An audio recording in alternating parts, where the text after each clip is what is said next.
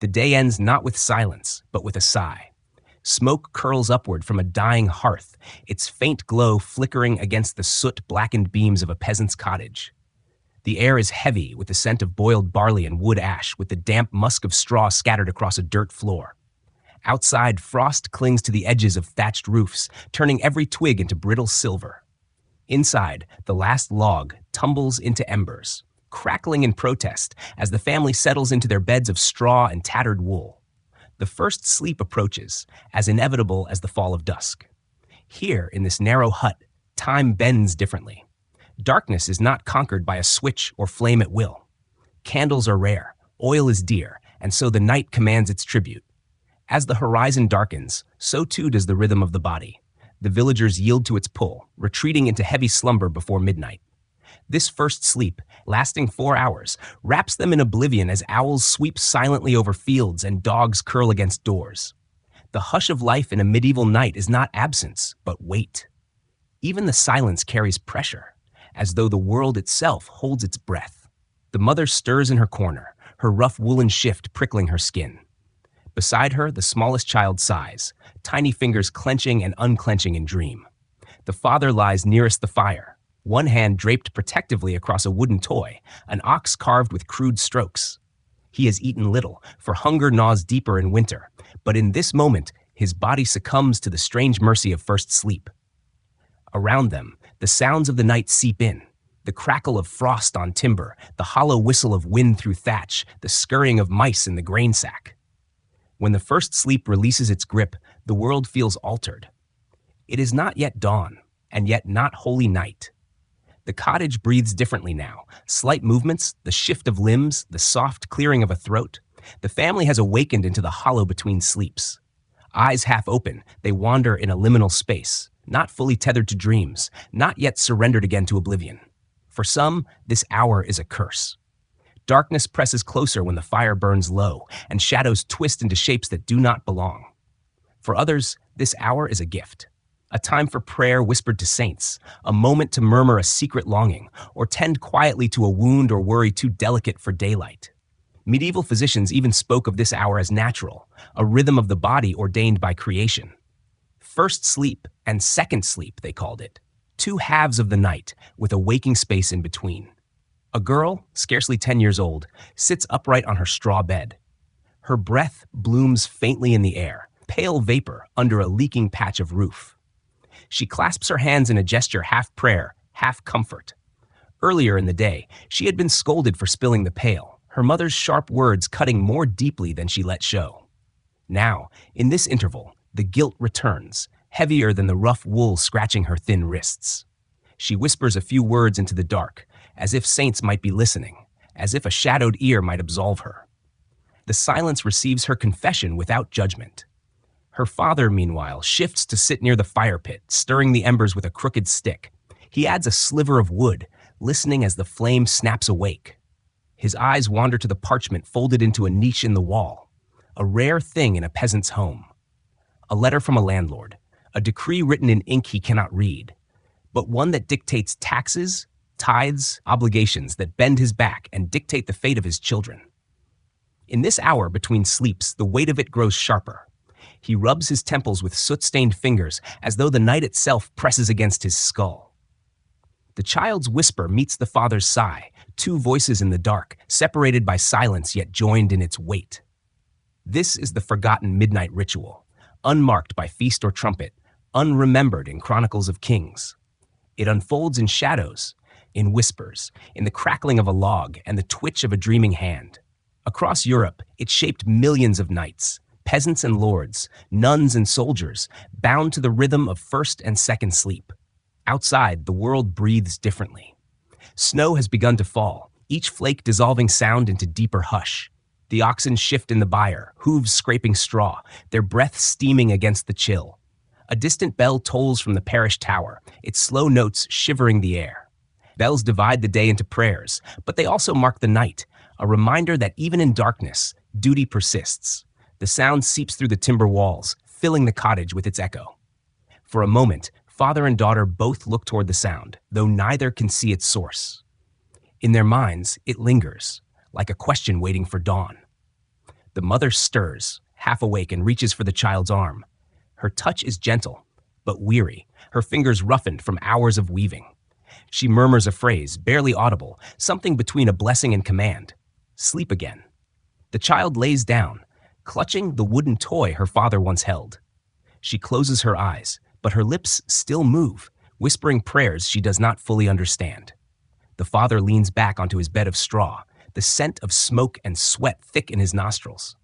He wonders, as he does each night, whether dawn will bring enough bread, whether spring will return on time, whether the saints listen when men pray in the hollow hours. His thoughts unravel slowly, like threads in a frayed tunic, until sleep takes him once more. The second sleep begins, not lighter, but deeper, the kind of slumber that drops men into oblivion until the rooster calls.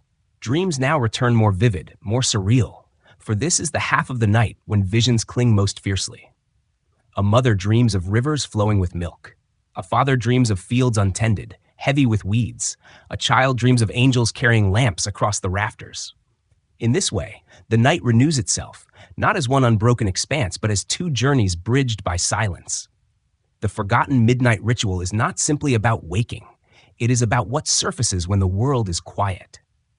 In these hours, people touched their fears, whispered their desires, confronted their guilt. It was here, in the liminal space between sleeps, that the soul revealed itself.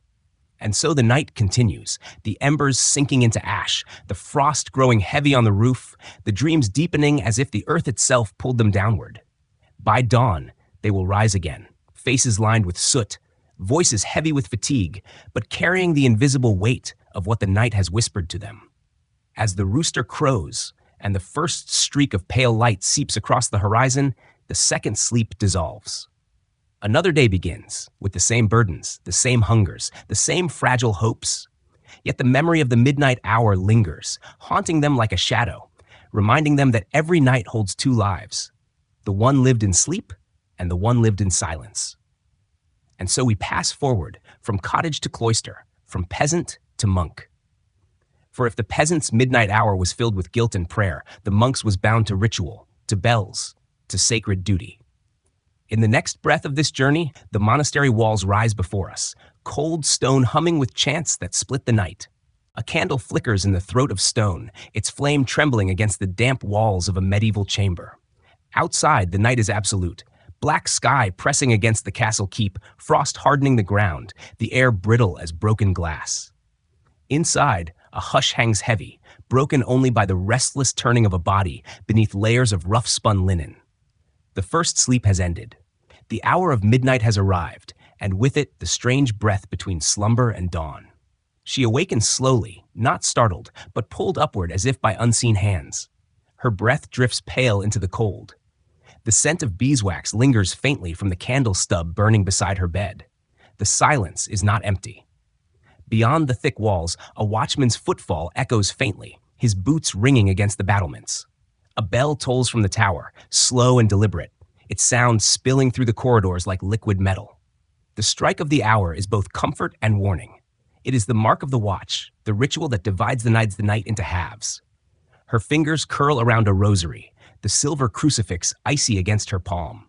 She murmurs words she has spoken countless times, but here, in the depth of darkness, they taste different, bitter, fragile, urgent.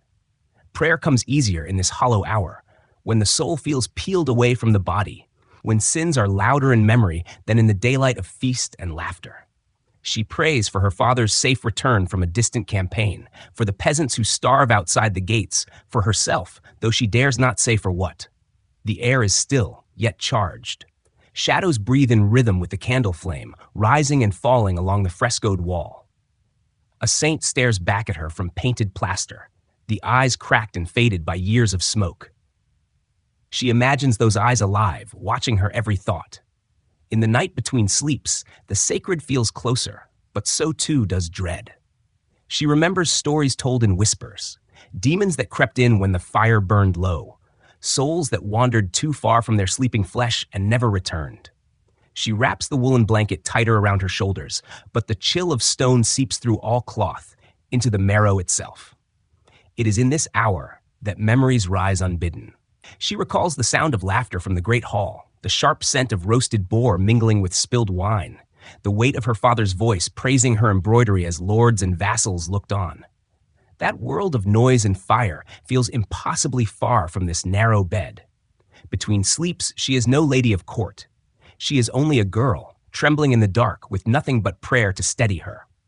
The castle is not wholly asleep. Somewhere, footsteps creak along a timber stair. Somewhere, a servant stirs the ashes in the great hall hearth to keep the flames from dying. Somewhere, two lovers steal into each other's arms in a forbidden chamber, their whispers lost to the roar of silence. Midnight is both danger and sanctuary. In this hour, hearts confess what daylight would condemn. Her candle gutters, throwing sparks of shadow across the floor. She fears it will die, leaving her alone with the breath of darkness. Quickly she shields it with her palm, whispering a plea, not to saints, not to her father's God, but to the fragile flame itself. It wavers, steadies, burns on. In the stillness that follows, she thinks of her own life, trapped between duty and desire, between obedience and the ache of a heart that wants more than silence.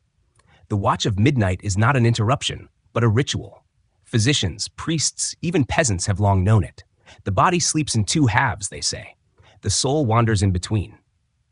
Some use the time to stoke fires, some to pray, some to confess their longings in words or in touch. She uses it to remember, to let fears and sins rise, and perhaps dissolve. Outside, a crow caws harshly, breaking the hush like a splinter through cloth. The sound rattles her, pulling her back to the fragility of life beyond the walls. She thinks of fields lying frozen, of peasants crouched in huts with bellies empty. She thinks of her father's sword, rusting in some distant battlefield, if prayers do not hold him safe. She thinks of her own body, bound by lineage, destined for a marriage she has no voice in. In this narrow hour, the truth feels sharper than ever. She is alone, and no prayer will change the path laid out before her. She lowers the rosary, its weight pressing against her chest. Her hand trembles, but not from cold. In her mind, she hears the words of confession, envy, fear, longing. She has not spoken them aloud, but here, in the liminal space of night, she imagines her soul laid bare. She wonders if saints ever doubted, if Christ himself, in some midnight watch before death, whispered fears into the silence. The candle burns lower. The wick collapses into molten wax. She lies back down, the linen stiff beneath her cheek, and turns onto her left side as her nurse once instructed. Better for dreams, better for the heart. She closes her eyes. The prayers still hum in her blood, but sleep takes her again, softer now, heavier, deeper. The second sleep claims her, and with it come visions. Some are radiant, gardens that bloom in snow, voices of the dead calling gently. Others are darker, faces without eyes, doors that open to endless shadow. She turns within them, a soul adrift, but sheltered by the rhythm of breath. Outside, the bell tolls again, marking the hour, then stillness resumes. Guards pace the walls, stamping their feet against the frost. Servants doze by dying flames. The girl sleeps, wrapped once more in oblivion. Yet what passed between her two sleeps will remain. The whispered prayers, the remembered laughter, the sudden dread, they have marked her night, as they marked the nights of countless souls before her. This is the hidden rhythm of the medieval world, life divided not just by day and night, but by two sleeps, bridged by an hour of naked truth. In that hour, people confronted themselves, sometimes with prayer, sometimes with fear, sometimes with love, and always they returned to slumber changed. As dawn begins to gather beyond the battlements, a pale gray light brushes the horizon. Soon, the rooster will call. Soon, the second sleep will dissolve into another day of duty and labor. But before that, in the final hush of night, there remains one last vigil. For while nobles and daughters prayed in candlelight, others kept the watch with iron and steel. Beyond the keep, in monasteries and cloisters, another rhythm pulsed. Monks woke deliberately at midnight, not by accident of body, but by command of faith. They rose to chant in cold chapels, to strike bells that split the silence, to give their confessions not to shadow, but to God himself. And so our journey moves onward, from the chamber of a young noblewoman into the cloistered halls of men who lived by rule and prayer, shaping the night into sacred order. A torch sputters in the darkened corridor, its flame fighting a losing battle against the weight of stone and shadow. Beyond the arched doorway, silence rules, broken only by the faint groan of timber beams contracting in the night frost. The feast has ended. The echoes of laughter, the clatter of goblets, and the low notes of a harp still tremble in the memory of the hall. But now all is swallowed by the hush of midnight. The first sleep has taken its hold. Within the noble chambers, the world lies suspended. Ladies rest beneath velvet covers heavy with embroidery, their hair plaited with ribbons loosened for the night. Lords recline in silence, swords resting at their sides even in slumber, as though the blade itself must keep vigil when they cannot. Courtiers, servants, pages, all sunk into the heavy silence of the first sleep. And yet, not all, for this hour, this watch, belongs to those who wake. A scholar, draped in a robe of worn wool, stirs in his chamber. The room smells of parchment and candle wax, of ink dried in the grooves of quills. He pulls from a chest a small map, the edges curled and stained, its rivers inked in blue and its borders outlined in trembling hands. He leans over it, breath shallow, as though afraid the silence itself might overhear. He traces a boundary with his finger, a line that is more than geography. It is a promise, a betrayal, a memory of blood already shed. In the daylight, such thoughts are dangerous, treasonous. But here, between sleeps, they can be entertained, nurtured like smoldering embers. In another chamber, a lady paces barefoot on cold flagstones. The hem of her nightgown gathers dust and soot as she moves, restless. Her candle throws long shadows across tapestries of saints and martyrs, their embroidered eyes following her every step. She clutches a folded parchment to her breast. A letter, ink still sharp, the words pressing against her skin as though alive. She dares not read it again, for every line cuts like a blade, a confession of love she cannot return, or cannot allow herself to admit. Between first and second sleep, the silence opens space for longing, for the perilous ache of desire. She presses the letter to her lips, then hides it beneath her pillow, burying both the parchment and her trembling heart. The castle breathes around them. Guards shift at their posts, stamping feet against the bitter cold. From the courtyard comes the distant whinny of a horse unsettled by the frost. Somewhere below, a servant tends a dwindling fire, the scent of smoke climbing through cracks in the stone. This hour is alive with sounds too small for the bustle of day, but now magnified, resonant, uncanny. It is as though the castle itself confesses in whispers, its stones remembering betrayals and vows long buried. A count rises from his bed, cloak thrown over his shoulders. He reaches for a rusted key, its teeth worn with years of use. The iron is cold in his hand, yet it burns like temptation. He moves quietly through the chamber, past the bed where his wife lies in dreamless silence, her breath slow, steady. He slips into a hidden passage, torch flaring against damp stone, and descends into the crypt beneath the chapel. Here, where marble effigies lie with folded hands, where the air smells of earth and incense, he kneels, not in prayer, but in calculation. He spreads a scroll across the altar, its words drawn in hurried Latin, a pact with men who would call themselves allies, but who wait only for a sign of weakness to strike. The midnight interval is not merely for prayer, nor for love. It is for decisions that must never see the light of dawn. The lady above stares at the frescoed saints. The scholar below traces lines of rivers and kingdoms. The count in the crypt bargains with shadows, all bound to the same hour, the same fragile crack between sleeps. And though their purposes differ, devotion, longing, ambition, they are united by the silence, by the way the night permits secrets to surface. It is in this liminal space that the court breathes most dangerously, for here masks slip and the truest selves emerge. The air thickens with symbolism. A bell tolling once, its vibration rattling through floor and bone, a feather dropped by some bird nested in the rafters, lying like a forgotten omen on the stone floor, a candle guttering, throwing monstrous shapes against the wall. Each object speaks in silence, a language of symbols that only the sleepless hear. Between sleeps, the world is heavy with signs. The scholar, eyes weary, finally folds his map. The lady slides beneath her velvet covers, tears unshed glistening in the faint candlelight. The count rolls the scroll, hides it in the folds of his cloak, and extinguishes the torch with a hiss of smoke. One by one, they surrender again to slumber, their bodies sinking back into the depths of the second sleep. Yet what they have whispered, longed for, conspired, those things do not vanish. They cling like shadows at the edges of their dreams. The second sleep swallows the castle once more. Dreams surge vivid and untamed, feasts that turn to famine, kisses that burn to ash, kingdoms crumbling into rivers of blood. And in each dream, echoes of the midnight watch remain, half real, half imagined, shaping futures yet unwritten. The torch in the corridor sputters out, leaving only darkness. The halls are quiet, save for the occasional cry of an infant in the servants' quarters, or the low moan of the wind through arrow slits.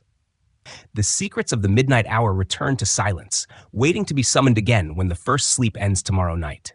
The castle lies still, but beyond its walls the world does not rest.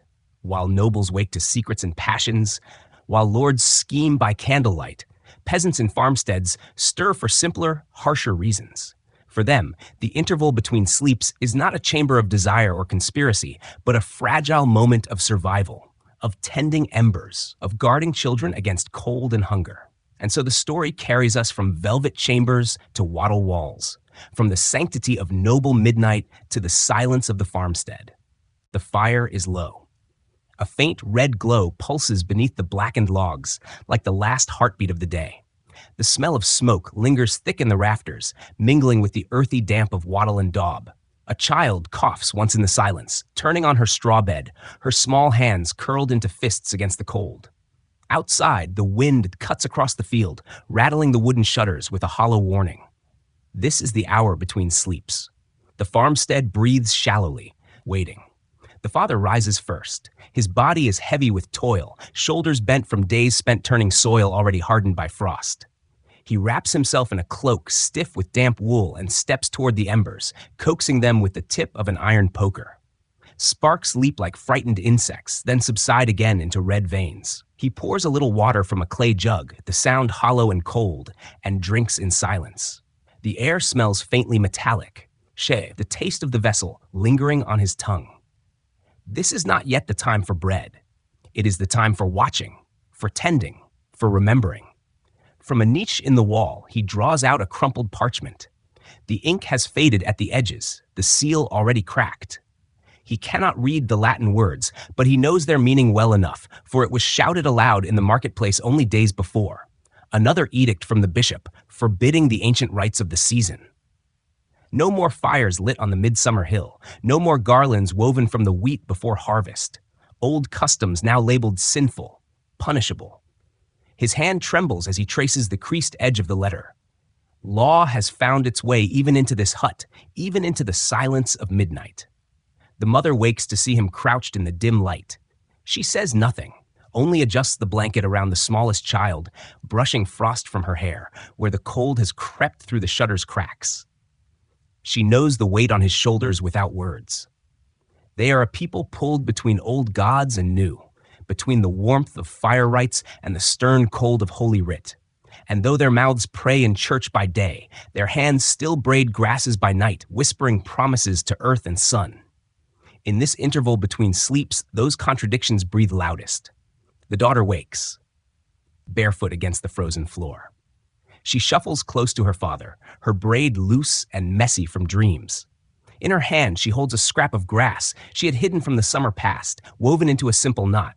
She presses it into her father's palm, as if by doing so, she might preserve what the edicts cannot erase. His rough hand closes over it, the gesture as fragile as it is defiant.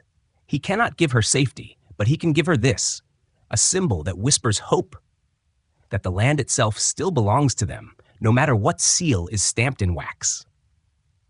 Outside, the night is restless. The owl cries, wings cutting through the air above the barn. The ox shifts heavily in its stall, the smell of manure drifting through the cracks. The wind rattles the thatch, carrying with it the distant echo of the parish bell. Even here in the farmstead silence, the church intrudes. Its bell is both command and warning, a reminder that even the hours of sleep are governed, even dreams watched by unseen judgment. The father dips a quill into a small pot, its feather worn thin. He scratches marks onto the back of the parchment, not words. He cannot shape letters, but shapes lines, a kind of plea that no priest would recognize. His hand shakes, ink blotting where he pauses too long. It is not rebellion, not yet. It is only a prayer dressed in disguise, a man's desperate attempt to speak in a language denied to him. He hides it again in the niche, as though the wall itself might carry his secret. The girl curls back into her straw bed, clutching a carved wooden bird her father once made from an offcut of oak. She presses it against her chest as though it could keep out the cold. She closes her eyes, but sleep does not come easily. She imagines the midsummer fire, the one she saw as a toddler, flames licking the sky as villagers danced in circles, hands clasped tight. She imagines her mother's voice humming a song that has not been sung since, a song now forbidden. She drifts in and out of memory until second sleep takes her, clutching the wooden bird as though it still carried the warmth of firelight. The mother watches in silence, her own eyes reflecting the faint glow of the embers. She remembers the plague years, when even silence could not save them, when prayers rose like smoke, only to dissolve in empty air. She remembers burying her first son, her hands stiff from digging frozen soil. Faith was supposed to offer answers, but all it has ever offered is endurance. And so she endures, wrapping her cloak tighter around her, listening to the sound of her husband's breathing as he finally lies down beside her. The family slips once more into second sleep. It is deeper now, heavier, the kind of slumber where the body surrenders completely. Dreams flood the hut. The father dreams of fields bursting green beneath a warm sun, though his heart knows hunger waits with every winter. The mother dreams of bells tolling, endless and deafening, each note striking like a hammer. The daughter dreams of wild roses sprouting through cracks in the church's stone floor, their petals blood red against the cold gray. These dreams are not idle. They are memories clothed in symbols, longings woven into visions. The hut grows colder as the embers fade to ash. A draft curls across the floor, lifting straw and carrying the faint smell of earth. The farmstead sleeps, but its silence is thick with unspoken truths. They will wake with dawn, faces lined with soot, hands raw from work, hearts heavy with law and loss. But for now, they are held in the strange embrace of the night's divided rhythm, carried forward by the forgotten ritual of first and second sleep. The rooster will cry soon, its call rising through the frost to announce another day of labor. Another day of carrying wood, mending fences, paying tithes, bowing to laws written in Latin on parchments they cannot read.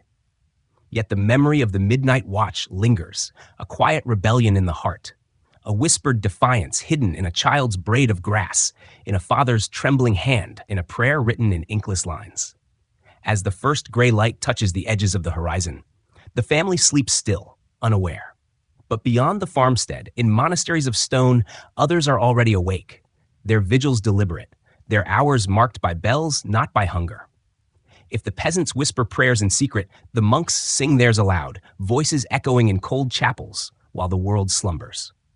From the silent defiance of the farmstead, our path carries us into the cloisters, where faith becomes law, and every midnight breath is consecrated to God.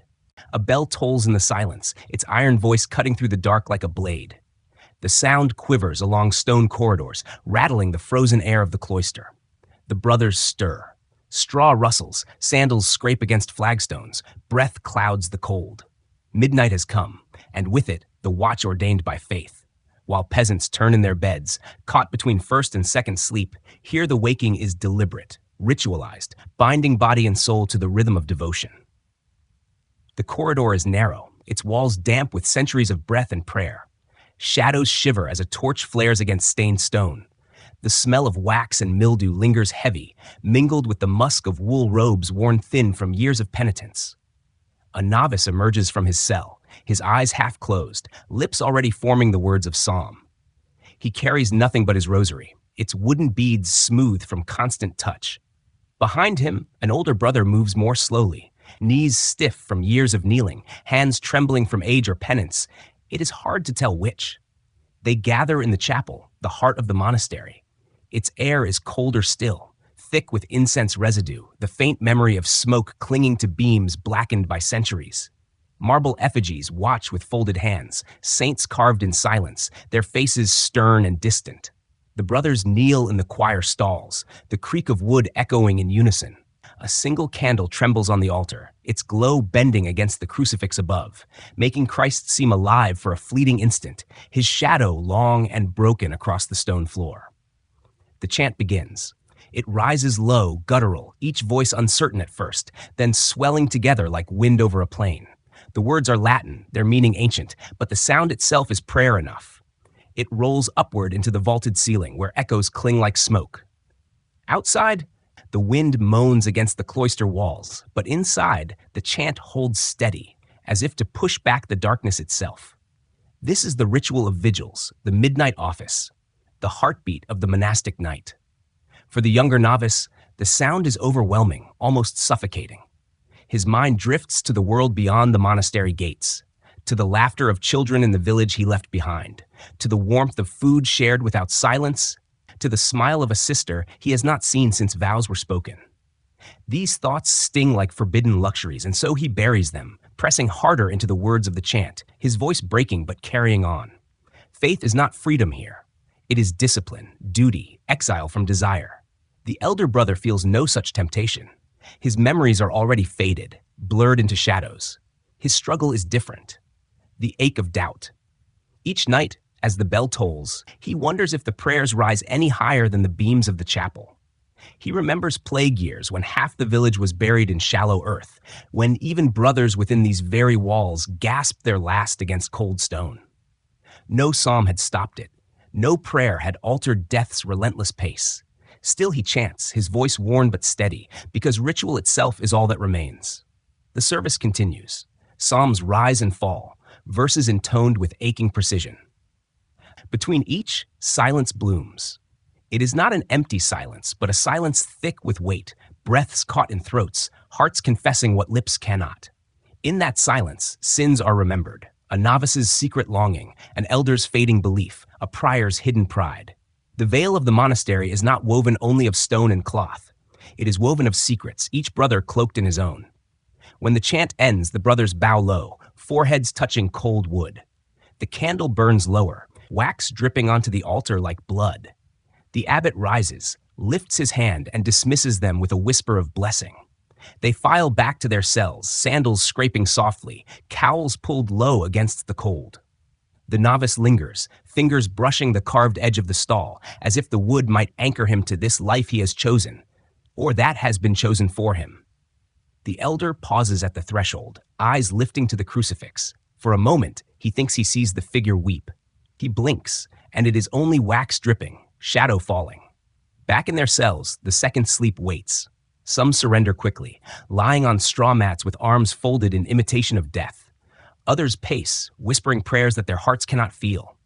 The novice lies restless, staring at the narrow slit of window where moonlight cuts across the floor like a blade. He turns on his side, clutching his rosary, beads pressing into his skin until marks are left. Slowly, his breath deepens, and sleep takes him again. In his dreams, the chant continues, a river of sound carrying him far from walls and vows. The elder's sleep is heavier, a plunge into blackness. In his dreams, the dead return, their faces hollow, their eyes asking why. He cannot answer, even here. The silence of the night follows him into slumber, a silence that feels both holy and accusatory. He shifts, groans softly, then falls deeper still. The monastery sleeps, but the bells will call again before dawn. The cycle repeats, night after night, season after season, life after life. Faith is not a single act, but a rhythm, a breathing in and out across years, even centuries. To live within these walls is to become the rhythm itself, to be bound to bells, to prayers, to silence. Between first and second sleep, between chant and dream, the monks inhabit a world apart from all others. And yet, beyond the cloister walls, life continues with its hungers and feasts, its betrayals and loves. The monks pray for them, but they do not live with them. The divide is absolute, until it isn't. For history does not allow walls to stand forever. There are times when the world forces its way in, when fire touches cloister roofs, when armies march across abbey lands, when famine leaves even holy men starving. The veil may hold against darkness, but it cannot hold against history. As the brothers sink into second sleep, the wind rattles the shutters. The candle burns out at last, leaving the chapel in darkness. The echo of the chant still lingers, faint but enduring, like breath trapped in stone. And in that silence lies a question. Whether prayers whispered into midnight emptiness matter more than the hands that shape the soil or the swords that shape the fate of kingdoms. The path now turns from cloister to battlefield, from the hush of monks' minds, voices to the roar of men's steel. If the monastery offers the veil of prayer, the world beyond offers the trial of survival. And in that world, there are no vigils without consequence. Only last stands, where sleep itself is forgotten in the face of death. A rooster stirs faintly in its roost, but dawn is still far away. The frost lies thick on the fields, silvering branches, stiffening the orchard soil. Within a peasant's hall, the embers smolder, shadows breathing across the timber beams. The air is sharp with the mingled scents of oat porridge, long cooled, damp straw beneath the pallet beds, and the faint musk of smoke trapped in cloth. The family lies heavy in their first sleep, yet two stir in the silence, drawn not by duty to bells or fear of edicts, but by the pulse of their own hearts. The young groom rises first. His hands tremble as he clutches a strip of woolen cloth, worn smooth from worry, the edges frayed. His breath fogs in the air as he crosses the hall, each step muted against the earth-packed floor. Behind him, the others sleep on, children tangled in straw, the weary father curled near the hearth, the mother's hand still resting protectively over her youngest. He pauses by the carved doorpost, fingers brushing the deep grooves where ancestors marked blessings in forgotten years. The wood is rough beneath his skin, a reminder that he stands within the same hall where his forebears once pledged faith to harvest, to family, to the turning of seasons. From the shadows, she appears. The bride's linen gown glimmers faintly in the candle's wavering glow, its hem darkened by the dust of the floor. Her braid is loose, strands falling against her cheeks, her eyes bright not with fear but with resolve. She clutches a sprig of wild rose, its thorns pricking her skin, its bloom a rare survivor in the cold of late autumn. She says nothing. Words are not needed. The silence of the watch hour is witness enough.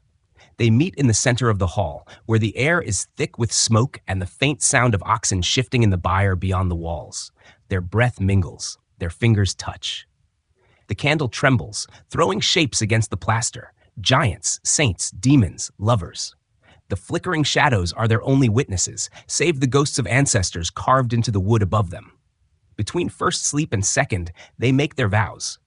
Not in Latin, not in the presence of priest or parchment, but in whispers born of the heart. "I will not leave you," he murmurs, the words rough, more exhaled than spoken. She presses the rose against his chest, the petals leaving a faint stain on the wool of his tunic. Her silence is her reply, more powerful than any spoken vow. The candle sputters, flame bowing low, then flaring again as if sanctifying the moment. Outside, the night deepens. A crow shifts in the orchard branches, its feathers ruffling against the wind. The smell of wet straw and frozen earth presses in through cracks in the wall. It is a night both fragile and eternal, where love itself feels like rebellion. For theirs is not a marriage bound by contracts or approved by church decree, but a union sealed in the hidden breath between sleeps, when all the world is hushed and even the most forbidden promises may be spoken. They linger in each other's arms, whispering not of tomorrow's burdens, but of the moment itself. The weight of taxes, of lords demanding tribute, of the priest's stern eye, all of it falls away in this fragile pause. In its place is only warmth, the smell of her hair, the beating of two hearts pressed together. In this hour, they belong only to themselves. But even here, danger lingers. The father stirs in his sleep, turning on the straw. A child coughs softly, then sighs. For an instant, the lovers freeze, their breaths caught in their throats, listening. The silence presses against them, a reminder that secrecy is survival. They part reluctantly, her hand sliding from his as though letting go of a rope. She returns to her place among the children, nestling into the straw, clutching the rose as if it were armor. He settles back near the hearth, eyes still burning with what has passed. The hall grows quiet again. Slowly, the second sleep reclaims them both. Their dreams are vivid. He sees her standing in a field of wheat, the stalks golden and endless, the sky without shadow. She dreams of rivers running free, of bells silenced, of a world where vows need no secrecy. These visions will fade with dawn, replaced by the harsh weight of daily toil. But for now, they live within the sanctuary of night, in a dream more binding than any oath of law. The candle burns lower, dripping wax onto the floor, its flame bending in the draft. Soon it will die, and darkness will claim the hall. Yet in that darkness lies safety, the concealment of what cannot be spoken in daylight. As the family sleeps on, the lovers remain bound. not by contract, but by the fragile strength of a vow whispered into smoke and silence. The rooster will call before long. The fields will need tending, the woodpile replenished, the Lord's tithe paid. They will rise with the rest, faces expressionless, hands raw from work. No one will speak of the midnight vows. Yet within them the promise endures, hidden like embers beneath ash, waiting to be fanned into flame again when night returns. The hall exhales, the embers glow faintly, and the silence thickens once more. In this rhythm of first sleep, waking, second sleep, lies the heartbeat of medieval life, an unseen pattern shaping both body and soul. It was in these hours, half dream, half waking, that secrets lived, that prayers rose, that vows were whispered. The world itself seemed different, more fragile, more honest. But the sanctuary of night could not last forever, for beyond halls and cloisters, beyond farmsteads and vows, the wider world stirred. The rhythm of two sleeps, of prayer and love and silence, would one day be shattered by the march of war, by the roar of cannons, by the final stands where men forgot even the mercy of sleep. The night would not remain a place of refuge. It would become a battlefield itself. The wind screams across a barren field, carrying the smell of iron and smoke. Torches gutter in their sockets, shadows thrown wild against the ramparts. The ground is frozen, yet slick with mud where countless boots have pressed, where hooves have churned the soil into a graveyard before the battle has even begun. The night is heavy, but none sleep. Not here. Not on the eve of annihilation. A soldier grips the hilt of his sword, its leather binding cracked from years of use. He does not pray aloud, but his lips move in silence, mouthing words to saints whose names he half remembers. Around him, men lie in silence, some sharpening blades, some staring into the fire, others pressing their faces into their hands, as if hiding could hold back what dawn will demand. This is the hour between sleeps, but tonight there will be no second rest. Tonight, the ancient rhythm of body and soul has been broken by war. History remembers such nights as thresholds. The eve of Hastings, the shadowed hours before Agincourt, the doomed watch of Thermopylae centuries before. Men waiting, eyes fixed on torches sputtering in the wind, knowing the sun would rise not with harvest or hymn, but with blood. In these hours, time itself felt brittle, stretched thin, every sound magnified. The clink of chainmail, the neigh of a restless horse, the whispered prayer of a boy who has never seen real battle, all became part of the liturgy of the last stand. The captain paces slowly, boots sinking into the muck. He carries no torch, only the weight of his men's eyes. He thinks of his family sleeping in some distant village, wrapped in wool against the frost, oblivious to what dawn will demand. He feels the sting of guilt, sharp as the cold that cuts through his armor. He does not know if his men will hold, but he knows they must. For if they break, there is no wall left between the invader and the heartland. The last stand is not glory, it is necessity. Around the fires, men murmur of omens. Some claim to have seen a raven perched on the battlements, its black eyes gleaming like coals. Others whisper of dreams where the dead walked among them, faces hollow, calling them by name. One knight grips his cross so tightly that the wood splits against his palm, blood smearing its surface. He does not flinch. Pain is a reminder that he is still alive. For now, the night drags on. The torches burn low. The men know that sleep could come, but to close their eyes would feel like surrender. Instead, they keep vigil, as monks do in cloisters, only their prayers are sharpened steel, their psalms the quiet rhythm of whetstones against blades. In this ritual of waiting, fear is both enemy and companion. Some choke on it, their hands trembling, their breaths shallow.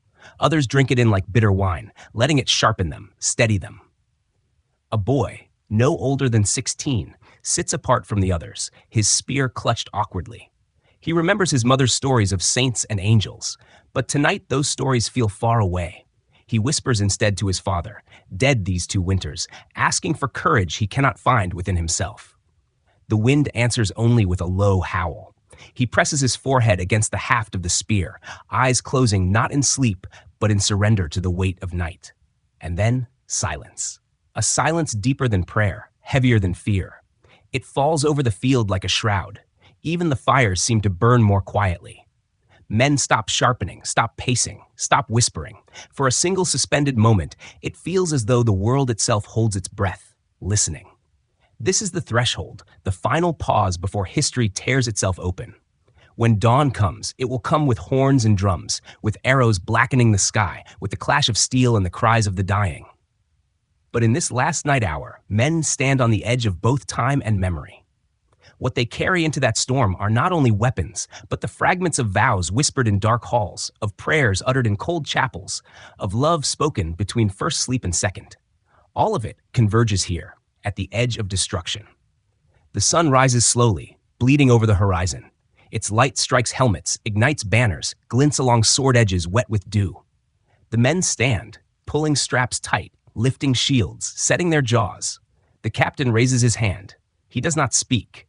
There are no words left that could ease what must be done. He simply lowers it, and the march begins. They move forward as one, boots pounding the earth like a drumbeat of fate. The enemy waits beyond the fog, a shadow army stirring with its own fears, its own whispered prayers. Soon all will collide in a storm of flesh and fire, and by nightfall, many will lie silent beneath the trampled earth. But history will remember. It will remember not the victory or defeat alone, but the weight of that night before. The firelight on weary faces, the prayers pressed into the dark, the silence that fell heavier than armor. For in every last stand, the night before the end is as sacred as the battle itself. The field trembles, horns sound, the clash erupts, shattering the hush of centuries. The last stand has begun. And so our journey carries forward from the private rituals of sleep and silence to the public rituals of sacrifice and death. For if the medieval night was once a place of prayer, of vows, of secret love, it was also a place where men learned to meet their end, awake, sleepless, and unyielding. The night belonged not only to the dreaming, but to the dying. And in its silence, history was written. The field lies silent. The wind moves slowly now, brushing across grass matted with blood, carrying the faint stench of iron and ash. The clash of steel, the thunder of hooves, the screaming of men, all of it has dissolved into an echo swallowed by the earth. Only the crows remain, their black wings circling overhead, their cries sharp against the heavy quiet. Where men once stood shoulder to shoulder, only bodies lie, twisted in unnatural stillness, armor dented, banners torn. This is the aftersound of history's last stands. Not glory, not triumph, but silence. A single torch flickers in the dusk, its flame bent sideways by the wind. Survivors move slowly, their boots sinking into mud still warm from spilled life. They do not speak. Their faces are streaked with sweat and blood, their eyes hollow, their hands trembling not from cold, but from what they have endured. They step carefully, as though the ground itself might shatter beneath them, as though the dead might stir if their rest is disturbed. History remembers these battles by names and dates: Hastings, Agincourt, countless sieges and stands. But the lived memory is different. It is the rasp of a dying man calling for water. It is the last breath fogging against the visor of a helmet. It is the sound of prayer whispered into mud, drowned out by the roar of war. To speak of last stands is to speak of courage. Yes, but also of despair, of hunger, of men who faced eternity in the span of a heartbeat. The night after battle is its own kind of vigil. No bells toll in cloisters, no psalms rise in harmony. Only the moans of the wounded fill the darkness. Only the crackle of scattered fires where men gather to tend wounds or burn bodies. The survivors do not sleep. Their minds replay every strike, every scream, every moment when their lives balanced on the edge of a blade. They stare into flames as if searching for meaning in the smoke, as if fire itself might answer why some live and others lie cold beside them. A knight, his sword broken in half, kneels in the dirt. He holds the blade's fragment close as though it were a relic. His lips move in silent confession, words swallowed by the night. Beside him, a boy no older than 15 curls against a shield, his arm twisted, his breath shallow. He whispers for his mother, though she lies days away, unaware her son's life is slipping in the dark. These voices will not enter chronicles, but they are as much the fabric of history as the banners raised by kings. The air is thick with smoke, and with it, memory. Last stands leave behind no victors, only witnesses. The peasants who scavenge for wood will speak of the field's stench for years to come. The monks who gather the bodies for burial will write names carefully, then pray for souls whose faces they never knew. The women who wait in villages will mark the silence of empty doorways, the stillness of cradles that will never be filled. The ripple of these moments flows outward, carried on winds heavier than any army's march. Symbols linger in the ruin.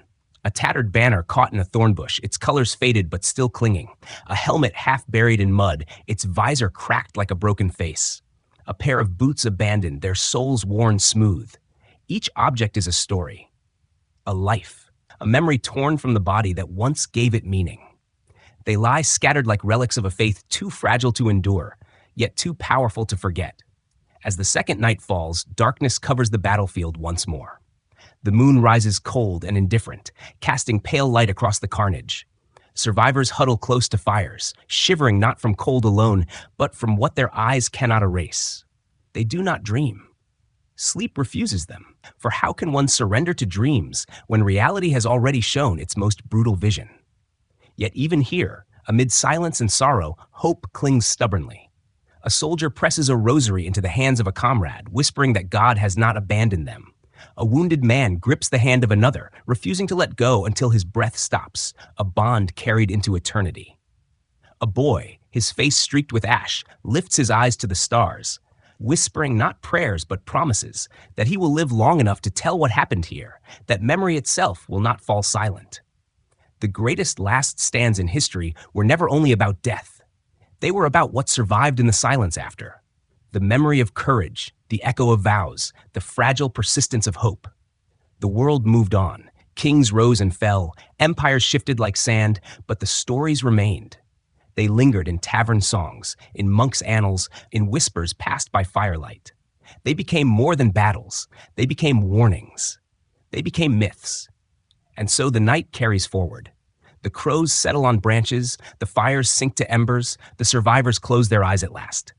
Tomorrow, fields will be cleared, bodies buried, banners burned, or raised again.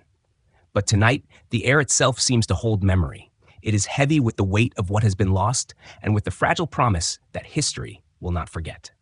The medieval night, once divided by first sleep and second, by prayer and oath, by silence and love, has carried us here, to a night where sleep itself is denied, where men stand awake at the edge of eternity. What began as ritual has become survival. What began as whisper has become roar. And as the world moves forward into new centuries, into new wars, into new empires, the rhythm of night will change, but its weight will endure. For in every field where men lay down their lives, the silence after battle is the same. It is the silence of memory, of grief, of history itself, breathing in the dark. And it invites us onward, not into the next battle, but into the question of what it means to remember. The fog clings low to the earth, swallowing fields where battle once thundered. The torches have long gone out. Only the pale glow of dawn reveals what remains. Banners torn into ribbons, shields cracked like broken promises, and armor strewn like husks shed by men who will not rise again.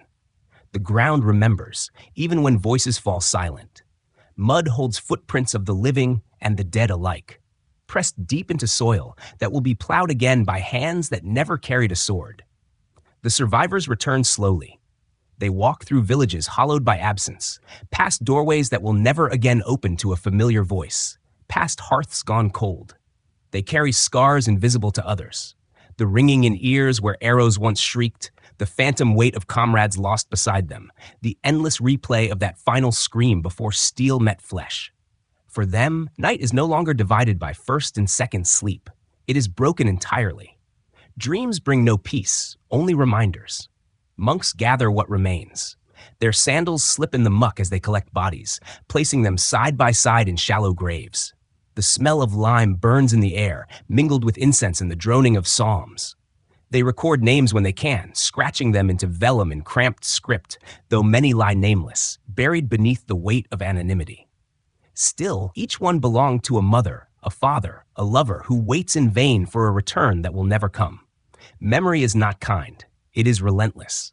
And yet, memory is what survives. Songs are written in taverns, tales told beside fires. They are embellished, reshaped, turned into legends fit for ears that could not endure the truth. A peasant who fell clutching his scythe becomes a hero in the telling. A knight who fled is remembered instead for his courage. The silence of the dead is filled by the voices of the living, and in that retelling, history itself is forged, not as it was, but as it must be remembered. The night becomes sacred again, but differently.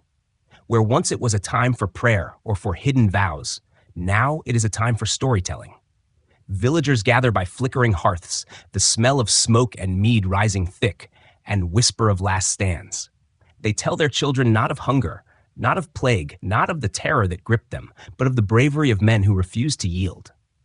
In those whispered tales, fear is transfigured into something bearable, something worthy. Night becomes a shield against despair, but memory is never without shadows. In some corners of the land, silence is all that lingers. Families too broken to speak of what was lost keep vigil in wordless sorrow. Widows lie awake between sleeps, clutching garments that still carry the scent of men who will never return. Children dream of fathers they cannot remember, their faces pieced together from the fading words of others. Memory, like sleep, is divided, part shadow. It comforts, but it also wounds. Across centuries, these rhythms continue. The biphasic sleep of the medieval world fades with the march of time, replaced by unbroken slumber when lamps and clocks remake the night. But the memory of division remains, not only in the body, but in the soul. For even now, the night often holds a waking hour, a restless moment when fears and regrets rise from beneath the surface, just as they did for peasants, nobles, and monks alike. The past whispers through the cracks in the present. The legacy of last stands, too, refuses to fade. Kings build monuments, poets carve verses, and chroniclers gild the pages of history with names that might otherwise be forgotten. Yet beneath all the marble and ink lies the simple truth that ordinary men and women lived, prayed, loved, and died in rhythms we still echo. Their nights, filled with smoke and silence, with vows and vigils, are not so distant from our own. The fields recover. Grass grows where blood once soaked the soil. Birds return, their songs piercing the hush. Farmers till the ground again, their plows striking against buried fragments of armor, unearthing rusted blades and broken buckles. Each fragment is a reminder, a ghost rising from earth to whisper of what once was. These objects, worn and forgotten, become relics not of kings, but of ordinary lives lived at the edge of history. As dusk falls once more, the cycle repeats. Candles are lit, prayers whispered, beds warmed. The medieval night, with all its divisions and silences, lingers in the bones of humanity. We may no longer wake between first and second sleep, but we still feel the weight of midnight hours, still turn to memory when silence grows too heavy, still listen for echoes of voices lost. History breathes in those moments, in the flicker of flame, in the weight of silence, in the fragile thread that ties the living to the dead. The story moves onward, beyond cloisters and battlefields, beyond vows whispered in halls or cries shouted in fields. What remains is memory itself, fragile and powerful, shaping the way we see the past and ourselves. And as we step forward into the final chapter, we must ask, what do we choose to remember, and what do we allow to fall silent?